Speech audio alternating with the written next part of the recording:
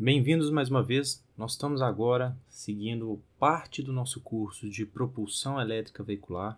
Esse vídeo ele faz parte do conteúdo ministrado nessa disciplina no programa de pós-graduação em Engenharia Elétrica, em função de diversos questionamentos. Como é que eu faço para calcular os índices ou os valores, comumente conhecidos como do poço à roda ou do berço ao túmulo? Estou trazendo para vocês aqui essa figurinha.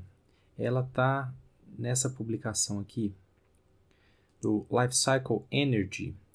Ela é do Wang, do Michael Wang, e essa figurinha ela é muito interessante porque ela deixa claro para a gente, didática, de como é que a gente deve fazer para calcular gasto energético e as emissões associadas a esses gastos energéticos quando a gente está falando de um veículo, seja combustão ou seja um veículo puramente elétrico. O processo consiste em calcular a energia gasta para extrair, aqui nós podemos estar falando, por exemplo, de combustíveis fósseis, como é que a gente faz para chegar com a gasolina até o nosso carro.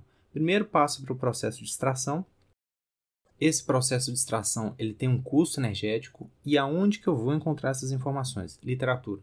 Então, vou buscar referências que indicam qual que é o custo energético. É claro que, mais uma vez, isso depende de onde está sendo extraído esse combustível, qual é a forma que ele está sendo armazenado, então isso varia de lugar para lugar. Então, o primeiro ponto importante é a gente levar em consideração a geografia.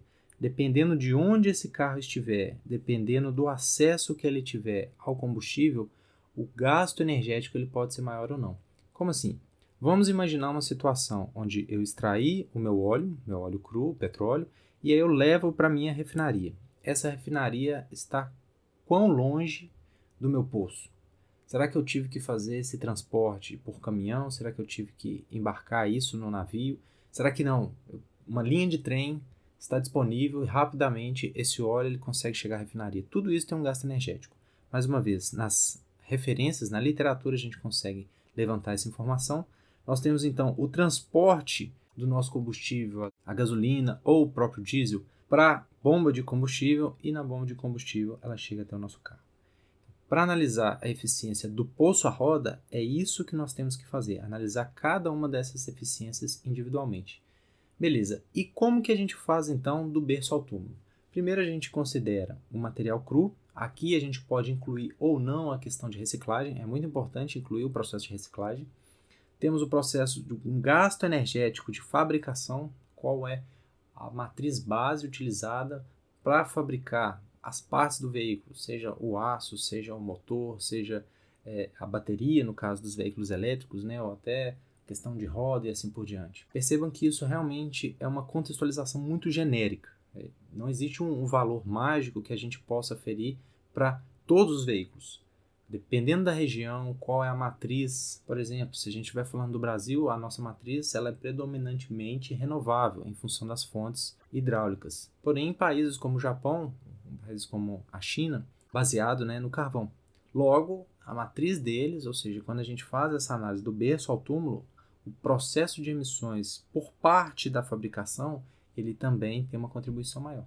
E aí, quando a gente chega aqui embaixo, fazendo a análise só do veículo, nós temos a contribuição do processo de fabricação, temos também a contribuição do consumo energético, e aí a gente chega no fim de vida desse veículo. E aí a gente vai simplesmente somar qual que é a minha contribuição do poço à roda, mais a minha contribuição do berço ao túmulo, aí eu vou conseguir contabilizar direitinho qual que é a minha parcela de energética, o meu gasto energético, para conseguir ter esse veículo operando do início de vida até o fim de vida, e com isso também a gente acaba relacionando as emissões de carbono relacionadas a esse tipo de veículo. Se vocês quiserem fazer trabalhos genéricos em cima dessa análise, existem boas referências, análise de ciclo de vida, existem normas para isso. Nós temos a ISO e nós temos também a ABNT-NBR, baseada na ISO, que é a 14044, que é a gestão ambiental,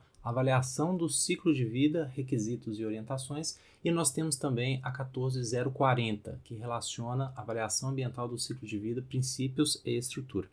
Então, com isso, a gente consegue nortear mais ou menos como seria o processo do berço ao túmulo, e o uso energético nós precisamos pesquisar como que é na nossa região. Se eu estiver utilizando aqui, ao invés do combustível, a eletricidade, então eu preciso considerar a minha matriz. Essa matriz está operando na bandeira vermelha.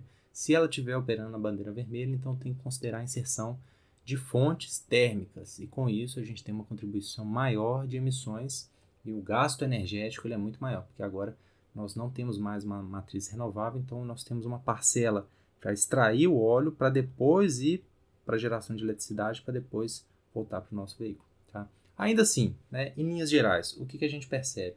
Se a gente pegar esse mesmo combustível e ao invés de transferir para o nosso veículo, utilizar para gerar eletricidade, a redução de emissões, a redução energética, ela é significativa.